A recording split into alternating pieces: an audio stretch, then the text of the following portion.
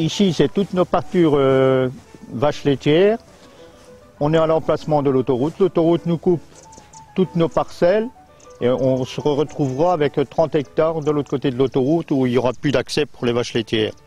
Les vaches laitières vont être obligées de rester en bâtiment 2 à 3 ans, le temps de l'aménagement foncier. Pour la nourriture des vaches, on a déjà été obligé de racheter 10 hectares de maïs supplémentaires. On a racheté des pulpes surpressées et on va faire de l'enrubané pour pouvoir nourrir les vaches tout l'été en bâtiment. Point de vue financier, c'est un gros coût supplémentaire. On a eu des dédommagements pour nourrir les vaches pendant 3 ans. 3 ans. Oui. Après, au départ, il devait nous faire un pont, du fait que l'autoroute était enterrée de 10 mètres, il devait nous faire un pont pour arriver aux autres parcelles coupées par l'autoroute. Et du fait du coût, ils ne veulent plus le faire et ils se sont engagés avec l'aménagement foncier de nous regrouper le maximum autour des bâtiments d'exploitation. Vous pensez que ça sera fait? Ben, j'espère, mais c'est pas sûr que c'est gagné.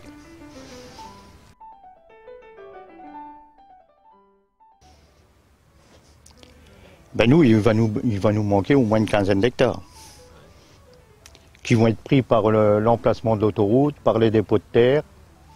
Et vous avez mis combien de temps pour regrouper tous ces hectares autour de votre ferme? Ici, pour regrouper les 35 hectares, on a mis à peu près une trentaine d'années. On en a reloué, échangé, racheté. Et aujourd'hui, avec l'autoroute, tout est anéanti. Il va nous rester que 2 hectares avant l'autoroute. Bon, sur le Châtelet, on exploite 120 hectares à peu près. Moitié de chaque côté. Et vos vaches ne peuvent pas passer d'un côté à l'autre. Ça, c'est impossible. Ben, nos vaches laitières, ils allaient juste par ici. Et puis après, ils allaient à la grande pâture qu'on passe devant la maison, qui est au croisement, là.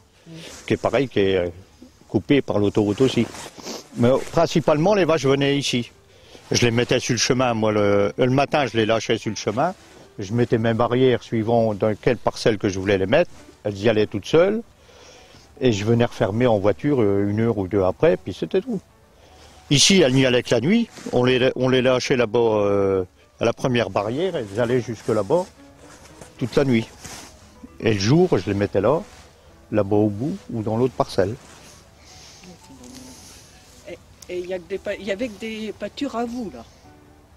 Oui. Non, nous, on va reclôturer à côté. Hein. Mais là, c'est du provisoire, à mon avis, pour quand les engins vont travailler et tout. Hein.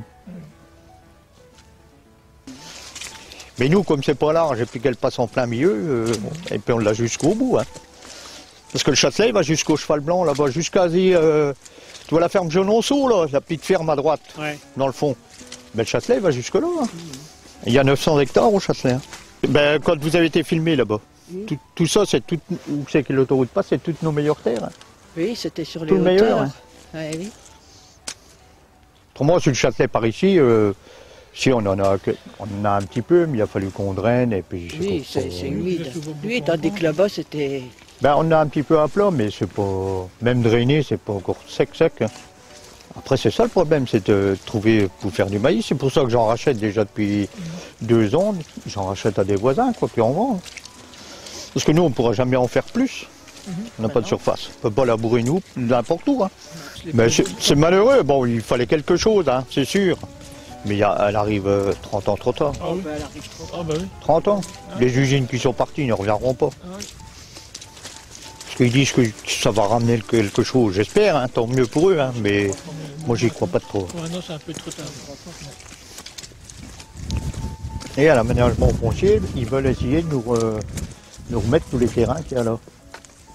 Où c'est qu'il y a la petite cabane et tout ça. Nous, on a le morceau au pommier là-bas. Et eux, ils veulent nous remettre tout le carré là-bas derrière. Et ceux qui l'ont en ce moment, il n'y aura pas de problème. Ça, Ils sont d'accord. On voit pas. Ah, pour l'instant, on ne sait pas s'ils sont d'accord. L'Adréal s'engage à nous remettre tous les terrains qu'il y a entre les 4 routes, là, juste à côté de l'exploitation. S'ils n'arrivent pas à nous les remettre, ils seront obligés de nous verser une indemnité après l'aménagement foncier. Mais nous, on a déjà une parcelle, si vous voulez. Elle démarre à côté de l'hangar, mais on n'a presque rien. Hein. Une petite bande là, et puis elle remonte où c'est qu'il y a les pommiers là-bas. Oui. Là, on a 5-6 hectares seulement. Oui. Et là, ça serait une parcelle 25-26 hectares. Après, normalement, un aménagement foncier, c'est fait pour essayer de regrouper le maximum du terrain au siège de l'exploitation. Hein. Combien vous en avez en tout? Ça varie de 420 à 530. Suivant les vélages, suivant comment je vends. Mais là-bas, c'est pareil. Bon, ça m'aurait... Moi, j'ai une si elle passait là-bas, l'autoroute. Oui. Mais là-bas, j'arrivais à regrouper quand même. On avait qu'1,5 hectare. J'arrivais à regrouper 80 hectares là-bas. Mais les quotas, je sais pas. Là, on est dans... On a l'autoroute, on a les quotas laitiers, on a... la PAC qui va encore changer. Ça va changer, oui. C'est une année qu'on ne sait pas trop comment qu'on va faire. J'aime bien ça, j'aime bien traire et tout, et puis... mais je ne sais pas ce que je vais faire. Et puis je veux savoir quand les quotas laitiers l'année prochaine se finissent, comment que ça va aller, quoi. Peut-être que le lait va remonter, je ne sais pas. Peut-être que ça va être le contraire, tout va se casser la gueule, je ne sais pas.